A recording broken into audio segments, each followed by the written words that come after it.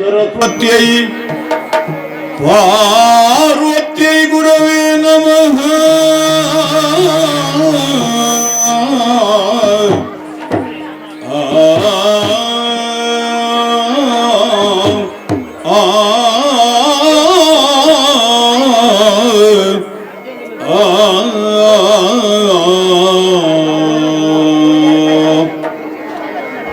दक्षिणामूर्तये चैव सर्वकार्यार्थसिद्धये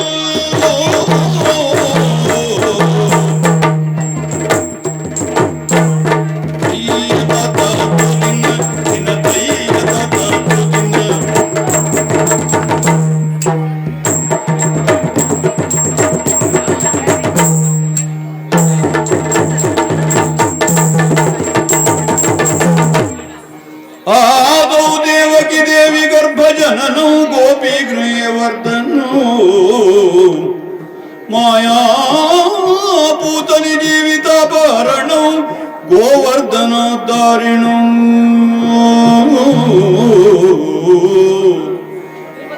ಕಂಸಚ್ಚೇದನು ಕೌರವಾದಿಯನನು ಕುಂತಿಸುತ್ತ ಪಾಲನೋ ಏತದ್ಭಾಗವತ ಪುರಾಣ ಪುಣ್ಯ ಕಥಿತೋ ಏತದ್ಭಾಗವತ ಪುರಾಣ ಪುಣ್ಯ ಕಥಿತೋ ಶ್ರೀಕೃಷ್ಣ ಲೀಲಾಮೃತ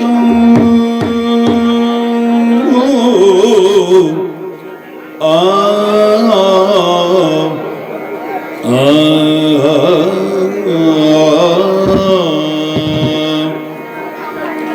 ಹರೇ ರಮಣ ಗೋವಿಂದ ನಾರಾಯಣ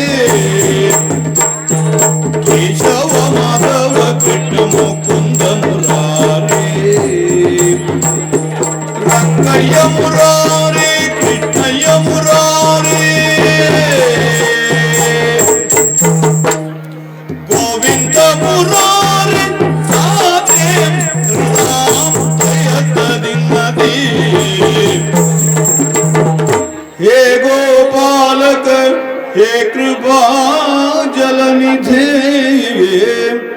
हे सिंधु कन्यापते हे रामानुज हे जगत्रय गुरु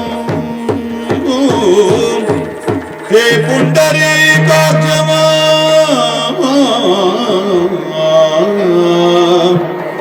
हे कुसुमतक हे गजेंद्र करुणा पारीण हे माधव हे गोपी जननाथ गोपी जननाथ पालय पदं ध्यायामि चित्ते सदा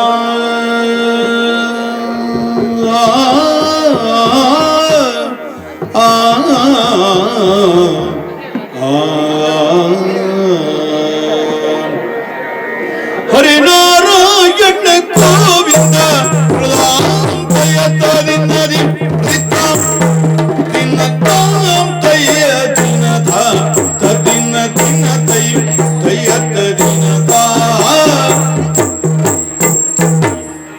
गोविंद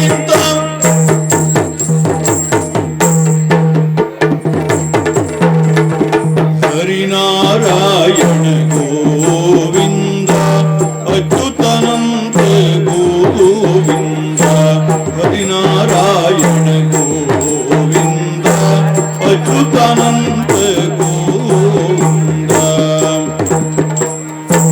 केशव माधव गोविंद हरे रमण गोविंद केशव माधव गोविंद हरे रमण गोविंद ताम तदिन तदिन ताम मत्स्यावतार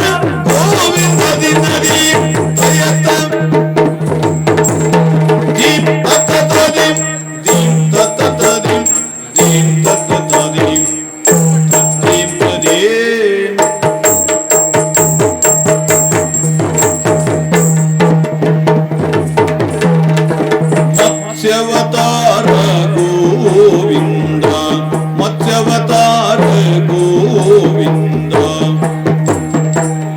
ಕೂರ್ಮ ಸ್ವರೂಪ ಗೋವಿಂದ ಕೂರ್ಮ ಸ್ವರೂಪ ಗೋವಿಂದ ಕ್ರೋಡ ಗುರು ಗೋವಿಂದ ಕ್ರೋಡ ಗುರು ಗೋವಿಂದ ನರಸಿಂಹ ಹರಿ ಗೋವಿಂದ ನರಸಿಂಹ ರೂಪನೆ ಗೋವಿಂದ ತಾಂ ತದಿನ ತದಿನ ಕ್ಷತ್ರಿಯಾಂತಕ ಗೋವಿಂದ ದಿನ ದೀಪ್ ದೀಪ್ ದೀಗಡ ಗಿಡಕ ದೀಪ್ ದೀಗಡ ಗಿಡಕ ದೀಪ್ ದೀಗಡ ಗಿಡಕ ದೀಪ್ ದೀಗಡ ಗಿಡಕ ದೀಮ್ ದೀಮ್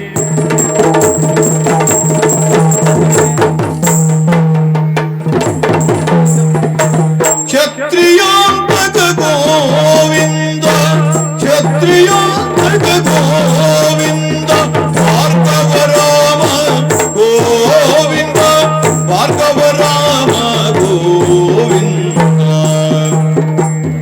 ದಶರಥ ನಂದನ ಗೋವಿಂದ ದಶರಥ ನಂದನ ಗೋವಿಂದ ದಶಶನ ಮರ್ದನ ಗೋವಿಂದ ದಶಶನ ಮರ್ದನ ಗೋವಿಂದ ರಾಮಕೃಷ್ಣ ಗೋವಿಂದ ತರಗಡ ರಾಮಕೃಷ್ಣ ಗೋವಿಂದ ಗೋಪಾಲ ಸ್ವಾಮಿ ವಸುದೇವ ವೈಕುಂಠ ವನಮಾಲ ವಸುದೇವ ವೈಕುಂಠ ವನಮಾಲ ಕೇಶವ ಮಾಧವದಿ ತೈ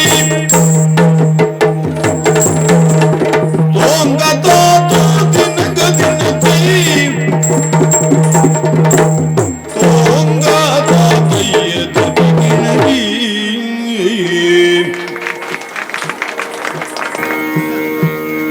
ಇಂದಿರೆಗೆ ತಲೆಬಾಗಿ ಪರಮಾನಂದ ಭಕ್ತಿಯೊಳಗನ ಧ್ಯಾನಿಸಿ ವಂದಿಸುವೆ ಶಾರದೆಗೆ ಶಕ್ರಾತ್ಯಮರರಿಂಗೆರೆಗೆ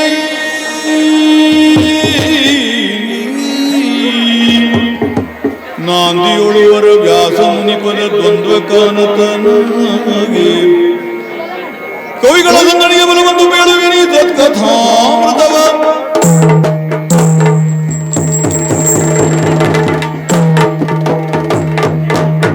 ಕೈ ಕೈ ಕತ್ತಿನ ಕೃತ್ಕತಿನ ಕೈ ಕತ್ತಿನ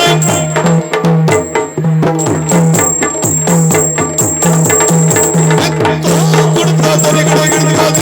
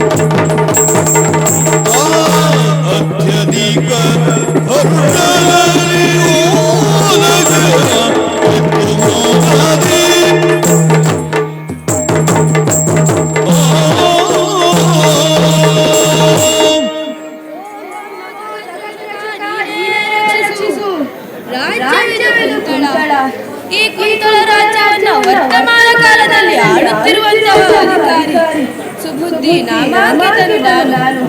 ನಮ್ಮ ರಾಜ್ಯದಲ್ಲಿ ಯಾವುದೇ ಕ್ಷಾಮಗಳಿಲ್ಲ. ಪ್ರಜೆಗಳೆಲ್ಲರೂ ಸುಖ ಸಂತೋಷದಿಂದ ಜೀವನವನ್ನು ನಡೆಸುತ್ತಾ ಇದ್ದಾರೆ. ರಾಜ ಪ್ರತ್ಯಕ್ಷ ದೇವತಾ ಎನ್ನುವ ಹಾಗೆ ಅವರೆಲ್ಲರೂ ನನ್ನನ್ನು ಕಾಣುತ್ತಾ ಇದ್ದಾರೆ. ಕಾಲ ಕಾಲಕ್ಕೆ ನಡೆಯಬೇಕಾದ ಧಾರ್ಮಿಕ ಕಾರ್ಯಕ್ರಮಗಳಿಗೆ ಸೂಕ್ತವಾದ ಮಾರ್ಗದರ್ಶನವನ್ನು ನೀಡುವ ಪುರೋಹಿತ ವರ್ಗ ಒಂದೆಡೆ, ಹಾಗೆ ಇಡೀ ರಾಜ್ಯವೇ ತನ್ನದು ಎಂಬ ಹಾಗೆ ಸೂಕ್ಷ್ಮವಾದ ಸಲಹೆ ಸೂಚನೆಗಳನ್ನು ನೀಡುವಲ್ಲಿ ಮಂತ್ರಿ ವರ್ಗ, ಅದರಲ್ಲಿ ಸೂಕ್ಷ್ಮವಾದ ರಾಜಕೀಯ ನೀತಿ ನಿರ್ಧಾರಗಳನ್ನು ತಿಳಿದುಕೊಂಡ ದುಷ್ಟಬುದ್ಧಿಯ ನಾಮಾಂಕಿತನು ಹಾಗೂ ಸತ್ಪ್ರಜೆಗಳನ್ನೊಳಗೊಂಡ ಈ ರಾಜ್ಯವನ್ನು ನಾನು ಆಳುತ್ತಾ ಬಂದಿದ್ದೇನೆ, ಪರಿಪಾಲಿಸುತ್ತಾ ಬಂದಿದ್ದೇನೆ. ಹಾಗೆ ನನಗೆ ಒಂದು ಮಾನಸಿಕ ಖಿನ್ನತೆ ಉಂಟು. ಅದು ಏನು ಗೊತ್ತೇ? ಮುದಿತ ನದಿ ನಾನಿರುವೆ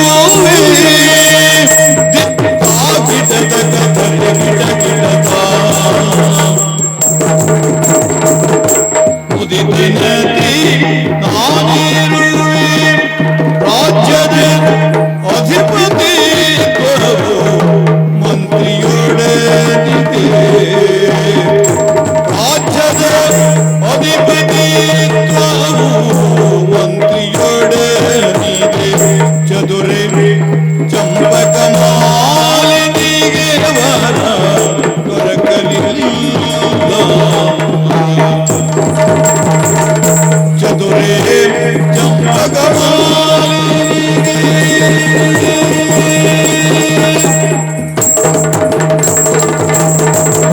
ಚದುರೆ ಚಂಪಕ ಮಾಲಿನಿಗೆ ವರ ದೊರಕಲಿಲ್ಲ.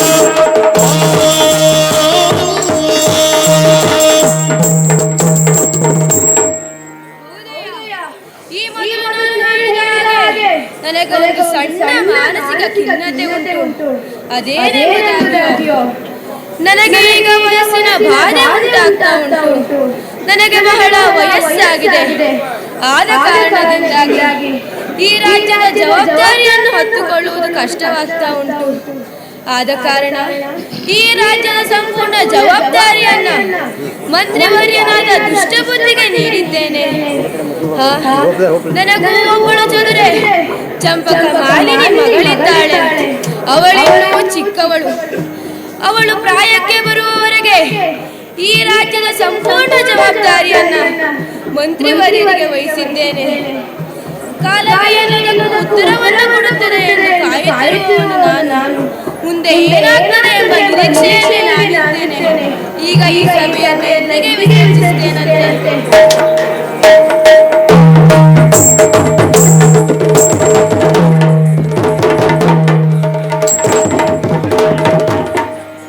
ಇತ್ತಲೋ ಕುಂತಳೆ ಮಂತ್ರಿಯಾಗಿ ದುಷ್ಟ ಬುದ್ಧಿಯು ಸಭೆಯೊಳಗಿರೋ ಒಪ್ಪಿರೋದಕ್ಕೆ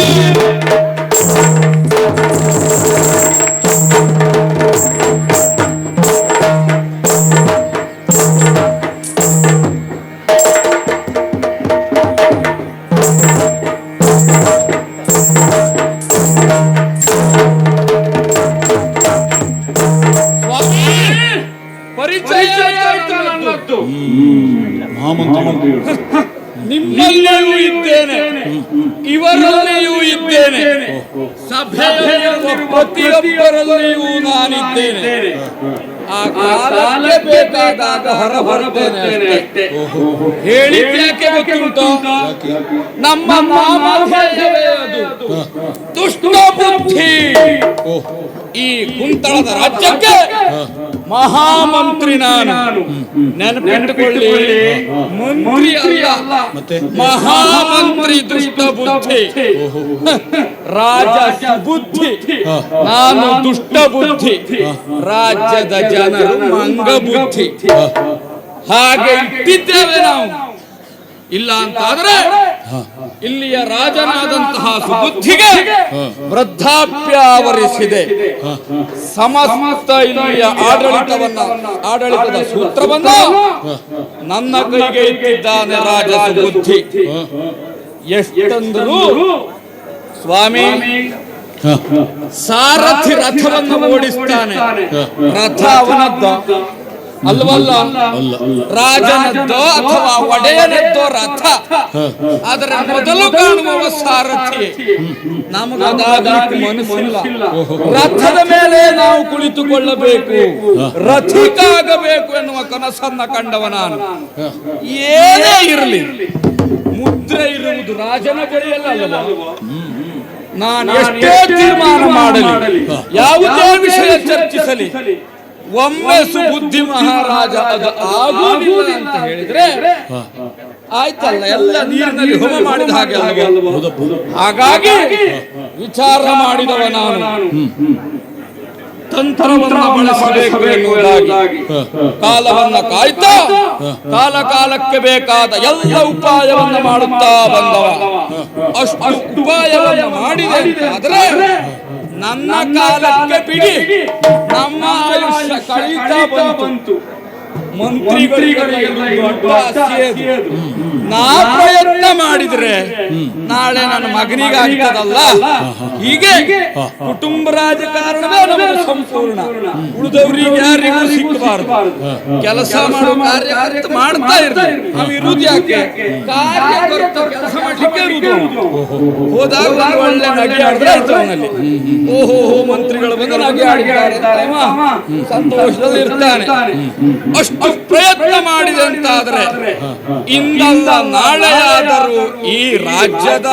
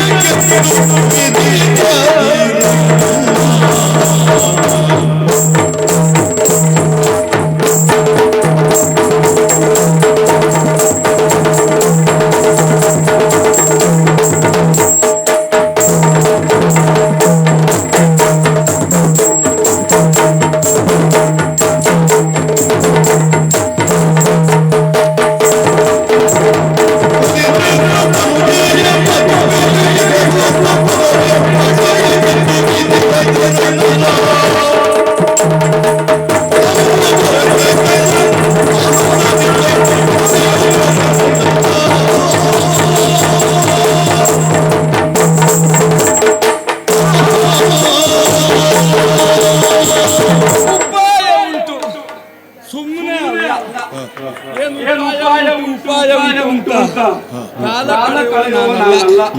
ಸ್ವಾಮಿ, ರಾಜಕಾರಣಕ್ಕೆ ಬೇಕಾದ ಮೊದಲ ಉಪಾಯ ಬಹಿರಂಗದ ನೈತಿಕತೆ. ಒಳಗೆ ಏನು ಮಾಡಿ, ಏನು ಅಪಕಾರ್ಯ ಮಾಡಿ, ಏನು ಕೆಟ್ಟ ಕೆಲಸ ಮಾಡಿ, ಬಹಿರಂಗದಲ್ಲಿ ಶುಭ್ರ ಶ್ವೇತ ವಸನ ಉಂಟು ಇದ್ದಷ್ಟು ಹಲ್ಲು ಕಿರಿದು ಒಂದು ಬಿಳಿ ನಗೆಯಾಡಬೇಕು ಜನರ ಮುಂದೆ. ಏನೇ ಸಮಸ್ಯೆ ಬರಲಿ, ನಿಮಗೂ ಆ ಸಮಸ್ಯೆ ಇನ್ನೂ ತೀರ್ಮಾನ ಆಗ್ಲಿಲ್ವಾ, ಅರೆ ಕ್ಷಣದಲ್ಲಿ ಪರಿಹರಿಸ್ತೇನೆ ಅಂತ ಉಳಿದವರು ಆ ಕಡೆ ಈ ಕಡೆ ಇರ್ತಾರಲ್ಲ, ಅವರನ್ನೆಲ್ಲ ಬರ್ಕೊಳ್ಳಿಕ್ಕೆಲ್ಲ ಹೇಳಬೇಕು. ಮತ್ತೆ ಯಾವ ನಮಗೂ ಗೊತ್ತುಂಟು, ಆ ಬರ್ಕೊಳ್ಳೋವನಿಗೂ ಗೊತ್ತುಂಟು. ಆದ್ರೂ ಹೇಳದೆ ಇರ್ಲಿಕ್ಕೆ ಆಗ್ತದ? ಜನರ ಎದುರಿಗೆ ಅದೇ ಹೇಳಿ ಬಹಿರಂಗವಾಗಿ ನೈತಿಕವಾಗಿರಬೇಕು ಅಂತ. ಹಾಗಾಗಿ ಉಪಾಯ ಮಾಡಿದವ ನಾನು.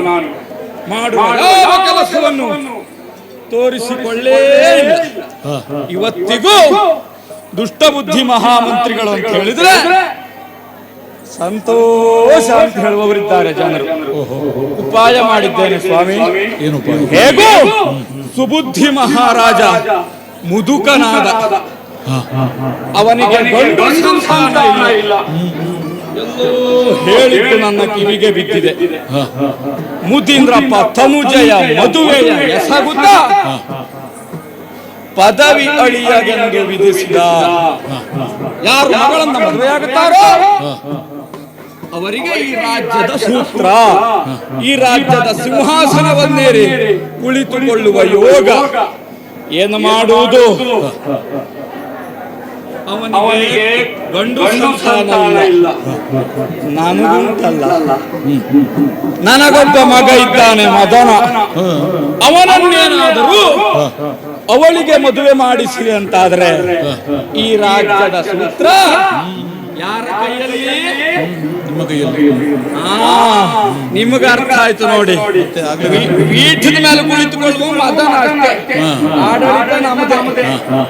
ಏನೂ ಇರಲಿ, ಉಪಾಯವನ್ನು ಮಾಡಿದ್ರೆ ಆಗ್ತದ? ಕಾರ್ಯೋನ್ಮುಖ ಆಗಬೇಡುವ ನಾವು. ಹಾಗಾಗಿಯೇ ವಿಚಾರ ಮಾಡಿದವ.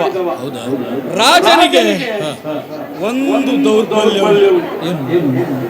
ಬ್ರಾಹ್ಮಣರು ಏನನ್ನೇ ಹೇಳಿ ಅದನ್ನು ಒಪ್ಪುತ್ತಾನೆ.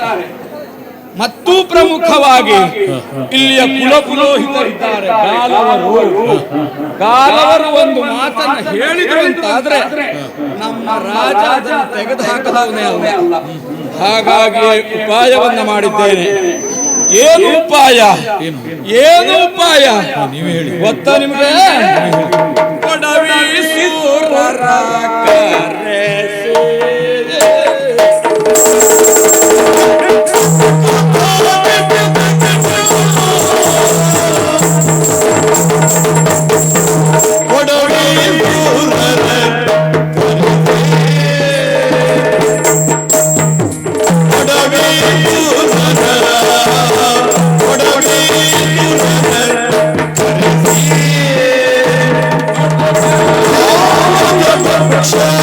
ಕೊಡು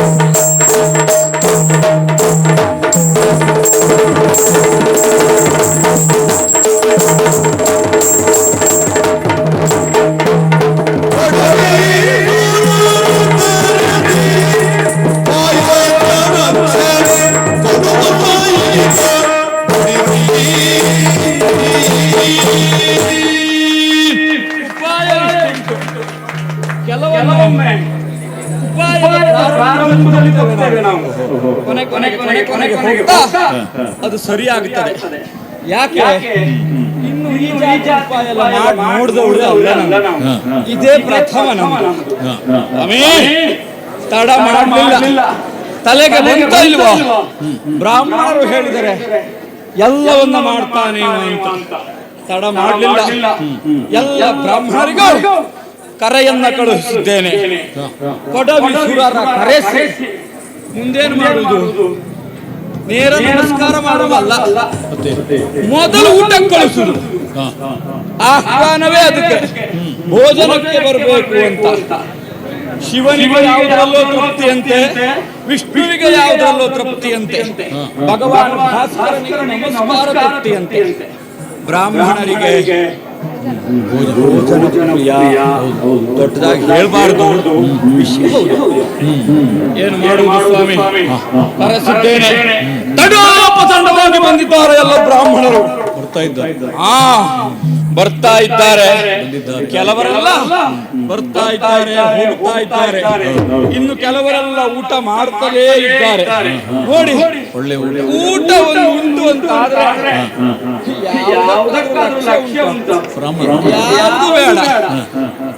ದೊಡ್ಡದಾಗಿ ಆಗಲಿ, ಯಾಕೆ ಮಾಡಬಾರದು? ಕರೆಸಿದ್ದೆ ಅದಕ್ಕಲ್ವ. ಊಟ ಒಮ್ಮೆ ಅಲ್ಲ ಸ್ವಾಮಿ, 4 ಬಾರಿ ಮಾಡ್ಲಿ. ನಮ್ದು ಹೋಗುವುದು ಏನಿಲ್ಲ. ನಮ್ಗೆ ಬೇಕಾದ ಕೆಲಸ ಆದ್ರೆ ಆಯ್ತು. ಊಟವಾದ ಮೇಲೆ ಏನ್ ಮಾಡ್ಬೇಕು? ಕೊಡಿಸುತ್ತ ದಕ್ಷಿಣೆ ಅವರಿಗೆ ಕಡಿಮೆ ಆಗಬಾರ್ದು, ನಮ್ಗೆ ಹೆಚ್ಚಾಗಬಾರ್ದು. ಹಾಗೆ ದಕ್ಷಿಣೆ ಕೊಡ್ಬೇಕು. ಕಡಿಮೆ ಆಗಬೇಕು ಸ್ವಾಮಿ. ಏನೋ ಇರಲಿ, ಎಲ್ಲ ವ್ಯವಸ್ಥೆ ಮಾಡಿದ್ದೇನೆ. ತಂಡೋಪತಂಡವಾಗಿ ಬ್ರಾಹ್ಮಣರೆಲ್ಲ ಬಂದು ಭೋಜನವನ್ನು ಮಾಡುತ್ತಾ ಇರ್ತಾರೆ. ಇನ್ನು ಅವರು ಮಾಡಬೇಕಾದದ್ದೇನು? ನನ್ನ ಬಗೆಗೂ ನನ್ನ ಮಗ ಮದನನ ಬಗೆಗೂ ಒಳಿತನ್ನ ಹೋಗಿ ಸುಬುದ್ಧಿಯಲ್ಲಿ ಹೇಳಬೇಕು. ಈ ಬುದ್ಧಿ ಅವನ ಮಗ ಮದನ, ಅಯ್ಯೋ ದೇವ್ರೆ ಎಷ್ಟು ಒಳ್ಳೆಯವ ಅಂತಲ್ಲೋಗಿ ಹೇಳ್ಬೇಕು. ಮಾಡಿದ್ದು ಏನು ಮಾಡುವುದು? ಕಾರ್ಯ ಆಗಬೇಕಲ್ಲ. ಊಟ ಮಾಡ್ತಾ ಇದ್ದಾರೆ, ನೋಡೋಣ. ಪಂಕ್ತಿಗೆ ಹೋಗುವುದಿಲ್ಲ, ಬರುವವರನ್ನೇ ಮಾತಾಡ್ತೇನೆ. ನೋಡೋಣ, ಸ್ವಲ್ಪ ಹೊತ್ತಿಲ್ಲೇ ಕುಳಿತುಕೊಳ್ತೇನೆ.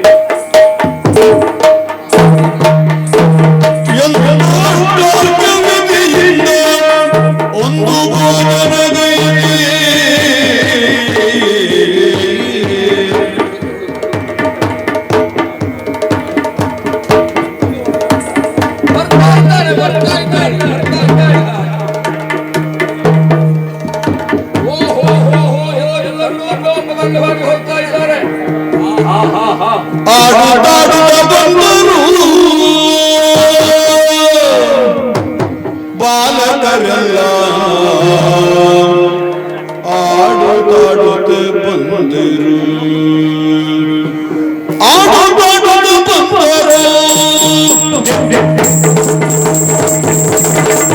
ಬಂದರು.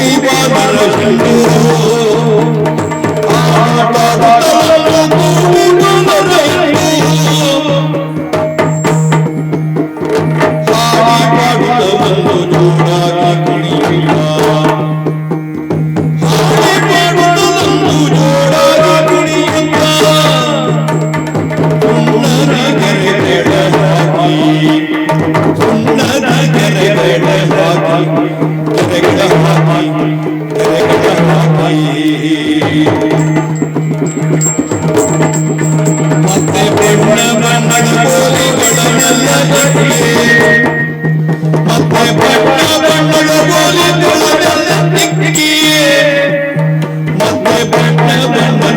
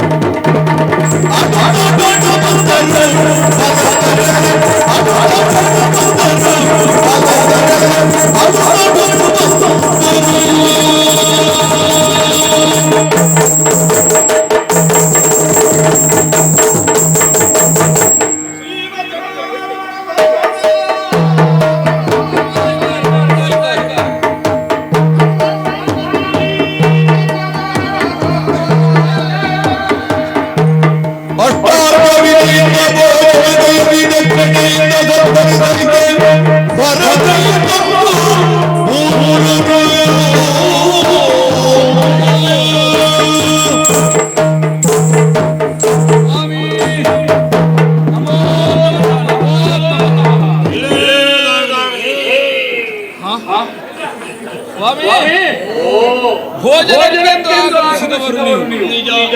ಆಗ್ಲೇ ನೋಡಿದ್ದೇನೆ ನಾನು ಈ ಜನ ಸಂದಣಿಯಲ್ಲಿ ನಿಮ್ಮನ್ನು ಮಾತನಾಡಿಸ್ಲಿಕ್ಕೆ ಆಗಲಿಲ್ಲ ನನಗೆ. ಮಂತ್ರಿಗಳಿಗಾಗಲು ದೂರದೃಷ್ಟಿಯ ಆಗುವುದಿಲ್ಲ. ಹಾಗಾಗಿ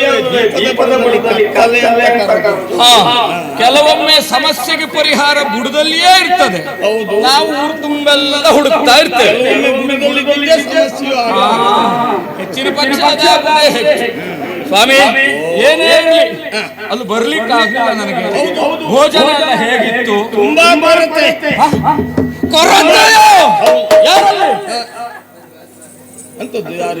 ಈಗಲೇ ಶಿಕ್ಷೆ ಒಳಪಡಿಸ್ತೇನೆ. ಏನಾಯ್ತು ಹೇಳಿ? ಅವಸರ ಮಾಡಬೇಡ. ಗೊತ್ತುಂಟು. ಕೊರತೆ ಹೇಳಿದ್ದು ಯಾವುದು? ನಾನು ಪಂಕ್ತಿಯ ಎಡೆಯಲ್ಲಿ ನೀನು ಓಡಾಡುವ ಕೊರತೆಯನ್ನು ಬಿಟ್ಟರೆ ಉಳಿದ ಯಾವ ಕೊರತೆ ಇಲ್ಲ. ಮತ್ತೊಮ್ಮೆ ನಮಸ್ಕರಿಸಿಕೊಂಡಿದ್ದೇನೆ ಸ್ವಾಮಿ. ಊಟ ಏನು ಅಂತ ವರ್ಣನೆ ಮಾಡುವುದು ಅಂದ್ರೆ ಅರ್ಥ ಆಗಿಲ್ಲ ನನಗೆ. ಒಂದೇ ಮಾತಲ್ಲಿ ಹೇಳ. ಏನು? ನಾವು ಎಷ್ಟು ಊಟ ಮಾಡಿದ್ದೇವೆ ಅದಕ್ಕೂ ಹೆಚ್ಚು ಬಿಟ್ಟು ಬಂದಿದ್ದೇವೆ. ಅಡುಗೆ ಭಟ್ರಿಗೆ ಇವತ್ತು ವೇತನ ಕೊಡುವುದು. ಅಷ್ಟು ಕೆಟ್ಟದಾಗ ಅಡುಗೆ ಮಾಡಿದ್ದಾರೋ ಬಿಟ್ಟು ಬರುವಷ್ಟು. ಅಂದ್ರೆ ನೀನು ಹೇಳುದು ಬಾಯಿ ಹಾಕುವ ನಾಯಿ ಹಾಕುವ ಹೇಳಿದಾಗ ಅಲ್ವಾ? ಮತ್ತೆ ಬಿಟ್ಟಿದ್ದಕ್ಕಿಂತ ಹೆಚ್ಚು ಉಂಡಿದ್ದಕ್ಕಿಂತ ಹೆಚ್ಚು ಬಿಟ್ಟಿದ್ದೇವೆ ಅಂದ್ರೆ ಉಳಿದವರ ಹಾಗ ಬ್ರಾಹ್ಮಣ ಭೋಜನ ಬ್ರಾಹ್ಮಣ ಭೋಜನ ಪ್ರಿಯ ಅಂತ ಕರೆದದ್ದು ಯಾಕೆ? ಅಲ್ವಪ್ಪ. ಉಳಿದವರಿಗೆ ಅನ್ನವನ್ನು ಸಂಸ್ಕರಿಸಿ ಉಣ್ಣುವ ಅಭ್ಯಾಸ ಇಲ್ಲ. ಅನ್ನ ತಿನ್ನು ಬ್ರಾಹ್ಮಣರು ಭೋಜನ ಮಾಡು. ಬ್ರಾಹ್ಮಣನ ಪಂಕ್ತಿಗೆ ಎಡೆ ಶೃಂಗಾರ ಎನ್ನುವುದು ಪ್ರಥಮ ಪ್ರಾರಂಭ ಆಗ್ತದೆ. ಹೌದಪ್ಪ. ನಿನಗೆ ಗೊತ್ತಿರಲಿಲ್ಲ. ಉಳಿದವರ ಪಂಕ್ತಿಯಲ್ಲಿ ಆದ್ರೆ ಎಡೆ ಶೃಂಗಾರ ಮಾಡಿ ಬರಿದಾಗ್ತದೆ. ಅನ್ನ ಬರು ಕೊನೆಗಾಗ್ತದೆ.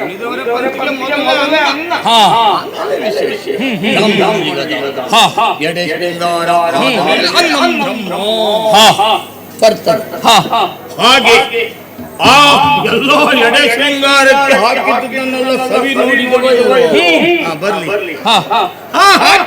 ಹಾಗೆ ಹಾಗೆ ಹಾಕಿಸಿಕೊಂಡಿದ್ದು ಏನು ಮಾಡುವ?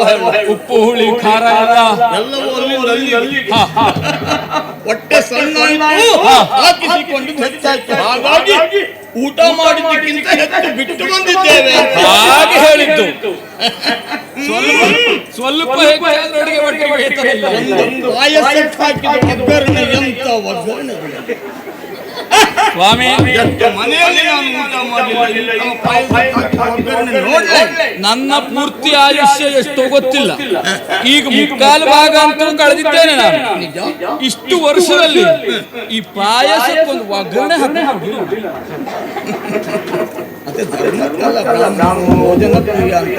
ಮತ್ತೆ ಹೆಚ್ಚಿನ ಪಕ್ಷ ಉಂಟಲ್ಲ, ನಾವು ಗಡಿಬಿಡಿಯಲ್ಲೇ ಊಟ ಮಾಡುದು. ಏನು ತಿಂದಿದ್ದೇವೆ ಅಂತ ಹೇಳಿದ್ರೆ ಗೊತ್ತಿರುವುದಿಲ್ಲ. ಈಗ ಸಾರಿಗೆ ಹಾಕುವ ಒಗ್ಗರಣೆ ಪಾಯಸಕ್ಕೆ ಸೇರಿದ್ದಲ್ಲ. ಪಾಯಸಕ್ಕೆ ಹಾಕುವ ಒಗ್ಗರಣೆ ಬೇರೆ, ಸಾರಿಗೆ ಹಾಕುವ ಒಗ್ಗರಣೆ ಬೇರೆ. ಮತ್ತು ಊಟದ ರುಚಿ ಉಂಟಲ್ಲ, ಊಟದ ಅನುಭವ ಉಂಟಲ್ಲ, ಬ್ರಾಹ್ಮಣರಿಗೆ ತಿಳಿದಷ್ಟು ಮತ್ತೆ ಯಾರಿಗೂ. ಈಗ ಸಾರಿಗೆ ಹಾಕುವ ಒಗ್ಗರಣೆ ಯಾವುದು? ಮೆಣಸು, ಕೊತ್ತಂಬರಿಯ, ಇನ್ಯಾವುದೋ ಉಳಿದದ್ದನ್ನಲ್ಲ, ಎಣ್ಣೆಯಲ್ಲಿ ಕರಿದು ಸಾರಿಗೆ ಅದು ಸಾರಿಗೆ ಹಾಕಿದ ಒಗ್ಗರಣೆ. ಮತ್ತೆ ದ್ರಾಕ್ಷಿ, ತುತ್ತಿ, ಗೋಡಂಬಿಗಳನ್ನೆಲ್ಲ ತುಪ್ಪದಲ್ಲಿ ಕರಿದು ಪಾಯಸಕ್ಕೆ ಹಾಕೋದು. ಪಾಯಸ ಹಾಕಿದ ಒಗ್ಗರಣೆ. ನಾನಿವತ್ತು ಪಾಯಸ ತಿನ್ನೋದಕ್ಕಿಂತ ಹೆಚ್ಚು ಒಗ್ಗರಣೆಯನ್ನೇ ತಿಂದಿದ್ದೀನಿ. ಅಷ್ಟು ಒಗ್ಗರಣೆಯನ್ನೇ ಹಾಕಿದ್ದಾರೆ ಅಂತ ಆಯ್ತಲ್ಲ. ಎಂತ ಕೊಡಬಹುದು. ಬಾಳೆಯಲ್ಲಿ ಸ್ಥಳ ಉಂಟಲ್ಲ? ಅಲ್ಲ ಉಂಟು. ನಾನು ಕೇಳಿದೆ ಇದು ಎಂತ ಕಡುಬು, ಮೊದಲೊಂದು ಇಷ್ಟೇ ಉದ್ದ ಕಡುಬು ಬಂದು ಹೋಯ್ತಲ್ಲ. ಎರಡು ಬಗೆದು ಉಂಟು. ಹೌದು, ನಮ್ಮದು ಅದೆಲ್ಲ ವ್ಯವಸ್ಥೆಗೆ ಬೇರೆ ಬೇರೆ ನೇಮಿಸಿದ್ದೇನೆ ನಾನು. ಆಗ ಬಡಿಸುವ ಮೊದಲು ಬಂದು ಹಲಸಿನ ಎಲೆಯ ಪಟ್ಟೆ ಕಡುಬು, ಬಾಳೆ ಎಲೆ ಕಡುಬು ಅಂತ. ಎರಡಕ್ಕೂ ತುಪ್ಪ ಹಾಕಿದ್ದಾರೆ. ಅಯ್ಯೋ, ತಲೆ ಮೇಲೆ ಎಣ್ಣೆ. ಕಡಿಮೆ ತಲೆ ತಲೆ ಮೇಲೆ. ಹಾ, ಮಂತ್ರಿ ಸೇರಿ ಊಟದ ವಿಷಯ ಅದು ವರ್ಣಿಸುವುದಕ್ಕೆ ಅಸಾಧ್ಯವೇ. ಮತ್ತೆ ಸ್ವಾಮಿ ಆಮೇಲೆ ಹಾ, ನನಗೊಂದು ಸರಿಯಾದ ಏನೊಂದು 10-11 ವರ್ಷದ ಪ್ರಾಯ ಅಂಕೆಯ ಎಡೆಯಲ್ಲಿ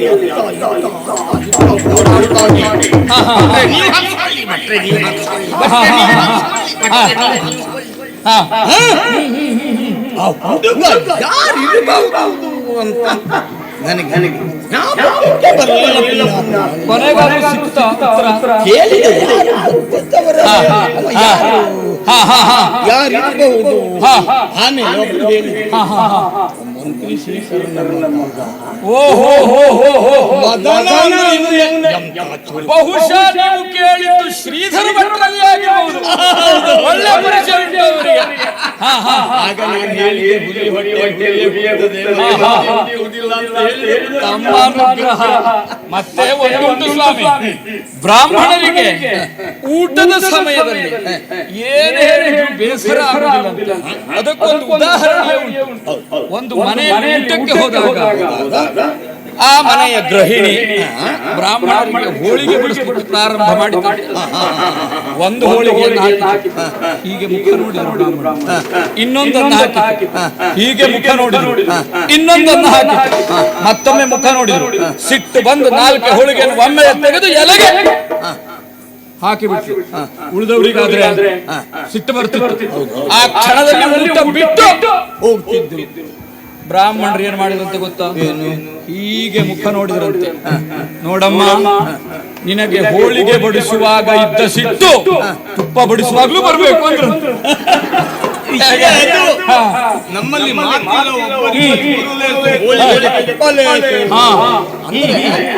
ಬರೀದ ಹೋಳಿಗೆ ತಿಂದ್ರೆ ಪ್ರಯೋಜನ, ಅದಕ್ಕೆ ಕೊನೆಯಲ್ಲಿ ಬಂತು. ಸಾಕಷ್ಟು ತಿಂದಿದ್ದೆ. ಆಮೇಲೆ ಮೊಸರು ಶ್ರೀಮತಿಯವರಿಗೆ ಅಂತ ಪಟ್ಟೆ ಸೀರೆ ಕೊಟ್ಟಿದ್ದಲ್ಲ, ಗಂಟಲು ಊಟ ಒಳ್ಳೆಯದಾಗಿ. ಆದ್ರೂ ಏನು ಊಟ ಒಳ್ಳೆಯದಾಗಿ, ಆದ್ರೂ ಪೂರ್ಣ ಅರ್ಥ ಆಗಲಿಲ್ಲ. ಏನು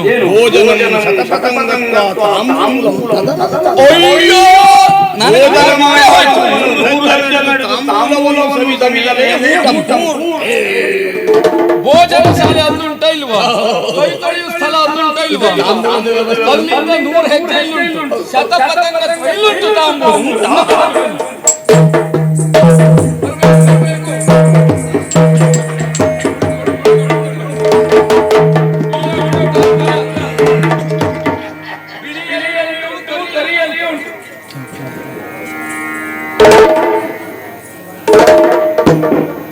ಅಡಿಕೆ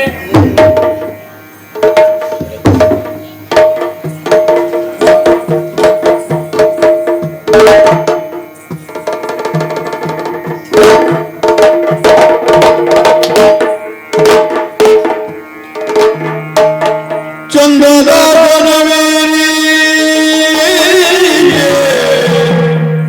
ಚಂದದ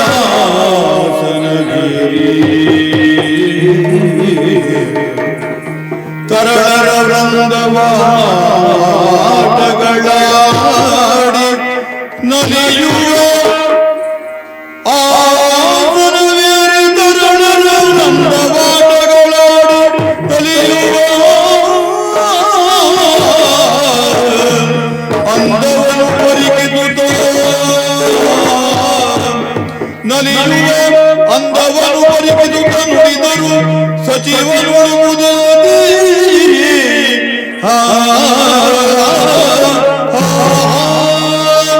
ಬಾಲರ ನಡುವೆ ಸುಧಾಕರನ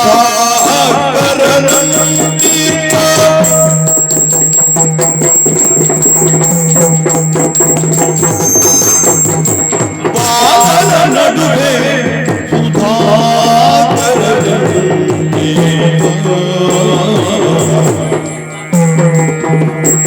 ಬಾಲರ ನಡುವೆ ಸುಧಾಕರನಂತೀರ್ಪೆ ಬಾಲ ಯಾರೇ ಬಾಲ ಯಾರೇ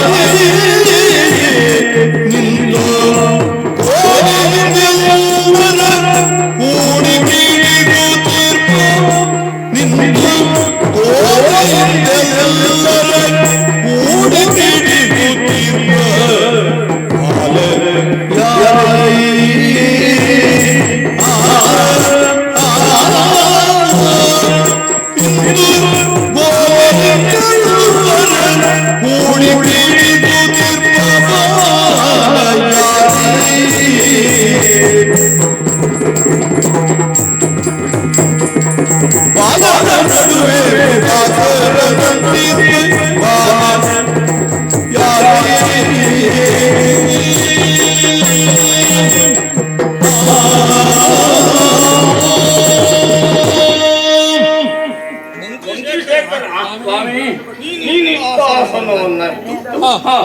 ನೀನಿದ್ದ ತಾಂಬೂಲವನ್ನು ಸ್ವೀಕರಿಸುತ್ತಿರುವಾಗ ನಮ್ಮ ಪಕ್ಕನೆ ರಾಜಾಂಗಣದತ್ತ ಹೋಯಿತು.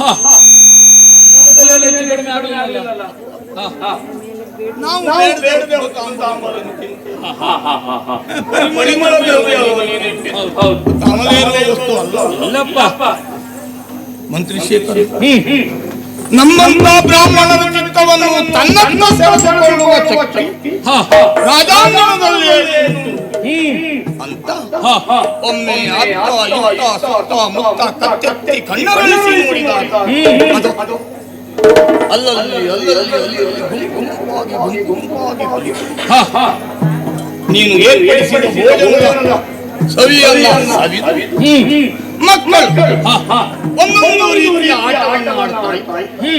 ನೋಡಿ ಓ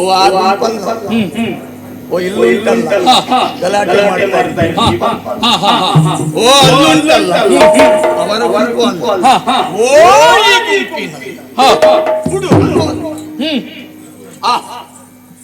ಬಾಲರ ನಡುವೆ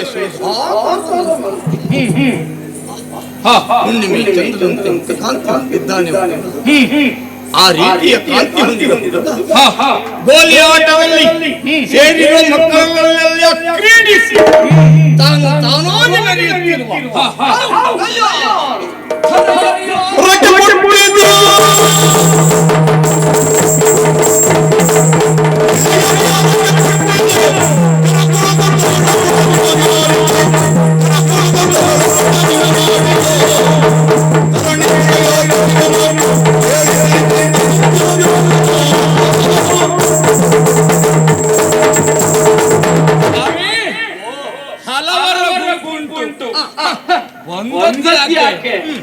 ಊಟವಾದ ಮೇಲೆ ಏನಾದರೂ ಉಳಿದ್ರೆ ತಿಂದು ಹೋಗುವುದಕ್ಕೆ ಮತ್ತು ಹೇಳಬೇಕು ತರೆಯ ಭಾರಕ್ಕೆ ಹುಟ್ಟಿದ ಇಂಥವರು ಹಲವರಿದ್ದಾರೆ.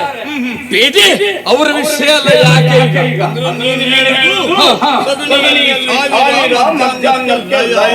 ಹೌದು ಅಂದ್ರೆ ಸೂರ್ಯೋದಯದ ಸಂದರ್ಭದಲ್ಲಿ ಕೊಳೆತ ಸಗಣಿಯಲ್ಲಿ ಹಲವಾರು ಹುಟ್ಟುತ್ತವೆ. ಮಧ್ಯಾಹ್ನ ಸೂರ್ಯನ ಪ್ರಖರವಾದ ಕಿರಣಕ್ಕೆ ಸತ್ತು ಹೋಗುತ್ತವೆ. ಅಂತೆಯೇ ಇವರು ಒಂದು ರೀತಿಯಲ್ಲಿ ಹೇಳಬೇಕು ಈ ಲಕ್ಷಣದ ಅರಮನೆಯ ಎದುರಿಗೆ ಇವೆಲ್ಲ ಅವಲಕ್ಷಣ. ನೀನು ನಿನ್ನಂತವನು ಜನಸಾಮಾನ್ಯರಿಗೆ ಆ ಹುಡುಗನ ಕಂಡಾಗ ಹಾಗೆ ಅನಿಸಿದರೆ ಅದು ಅಪರಾಧವಲ್ಲ, ಆಕ್ಷೇಪವೂ ಅಲ್ಲ. ಕಾರಣ ಏನು? ಮಲಿನವಾದ ಬಟ್ಟೆ, ನಾನು ಇಲ್ಲದೆ ದಿನ ಆಯಿತು. ಹುಡುಗನಿಗೆ ಇಲ್ಲ ನಮ್ಮ ಲಕ್ಷಣಶಾಸ್ತ್ರ ಬಲ್ಲವರಿಗೆ ಕಾಣುವ ಏನು ಲಕ್ಷಣ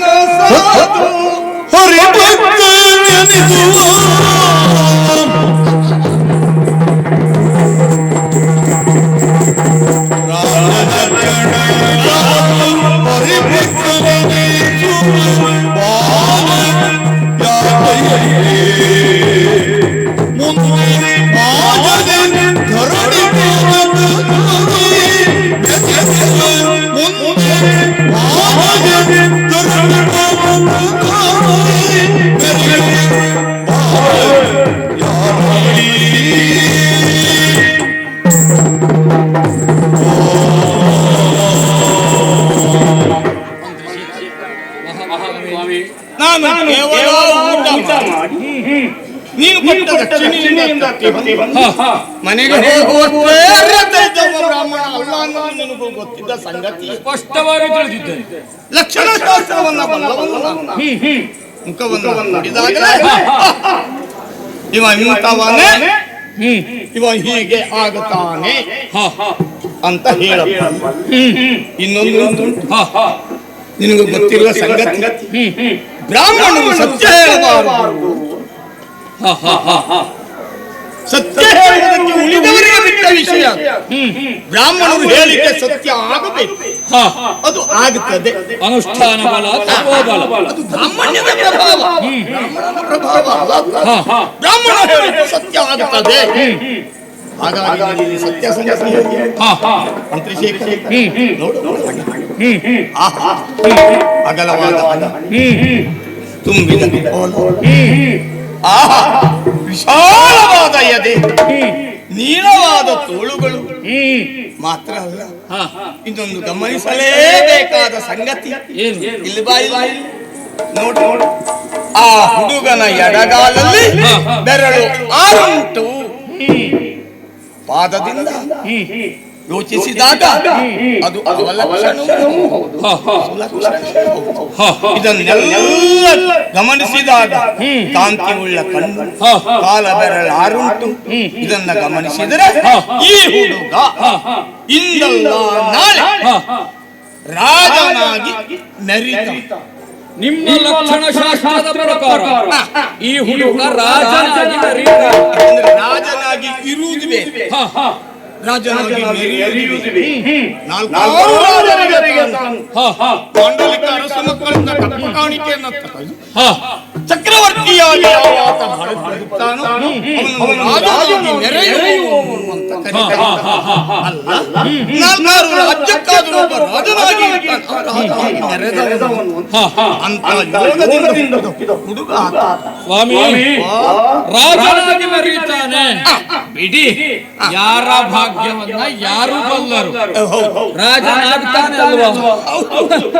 ಎಲ್ಲಾದ್ರೂ ಆಗ್ಲಿ, ನಮಗೇನಾಗುವುದುಂಟು.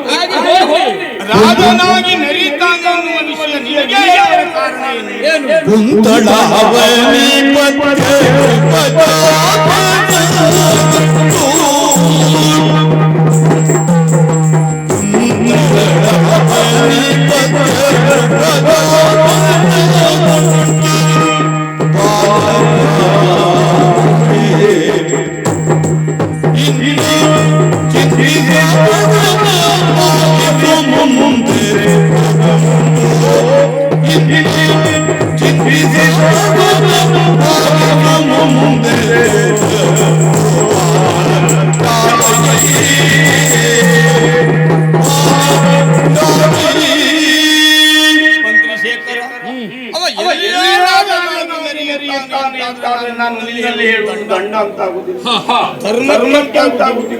ನಿನ್ನಲ್ಲಿಯೇ ಕರೆದು ಹೇಳುವ ಕಾರಣ ಏನು? ವರ್ತಮಾನ ಕಾಲದಲ್ಲಿ ಇಲ್ಲಿಯ ಸುಬುದ್ಧಿಯೇ ಹೌದಾದರೂ ಮಹಾಮಂತ್ರಿ ದುಷ್ಟಬುದ್ಧಿಯಾದ ನಿನಗೆ ಎಲ್ಲ ಅಧಿಕಾರ ಇರುವುದರಿಂದ ಎಲ್ಲೆಲ್ಲಿಯೋ ರಾಜನಾಗಿ ಮೆರೆಯುವುದಲ್ಲ, ಮತ್ತೆಲ್ಲಿ ಆಗುತ್ತಾನೆ ಅವ ಕುಂತ ನೆಲಕ್ಕೆ, ಅಂದ ಈ ನಿಂತ ನೆಲಕ್ಕೆ ಕುಂತಳಕ್ಕೆ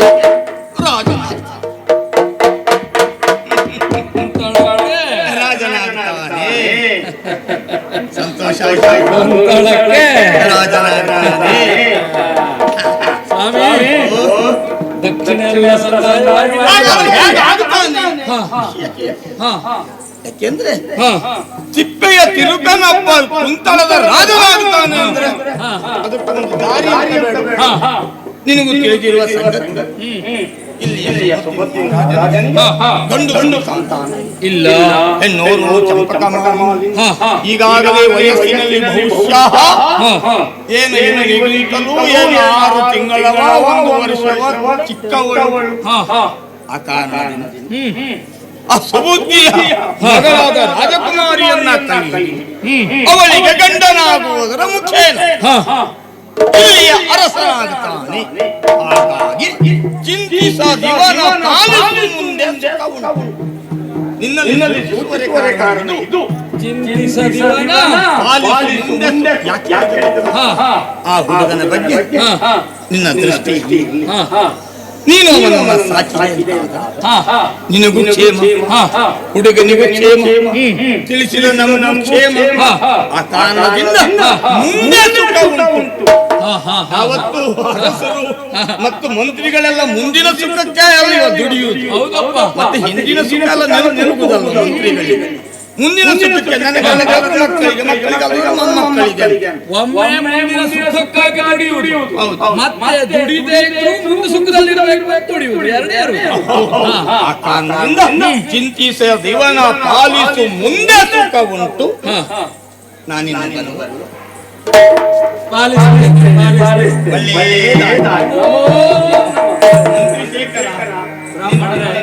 ಎರಡು ಕಣ್ಣು ಅವನ ಮೇಲೆ ಇರಲಿ. ಬ್ರಾಹ್ಮಣರು ಏನು ಹೇಳಿರುವಂತ ಲಕ್ಷ್ಯ ಮಾಡಿ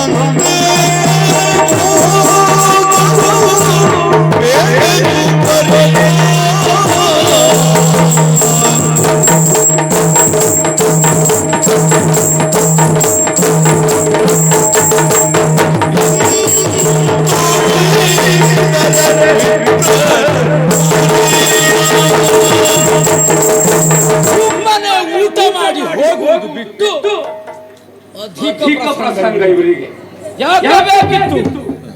ರಾಜಲಕ್ಷಣವಂತೆ ರಾಜನಾಗ್ತಾನಂತೆ.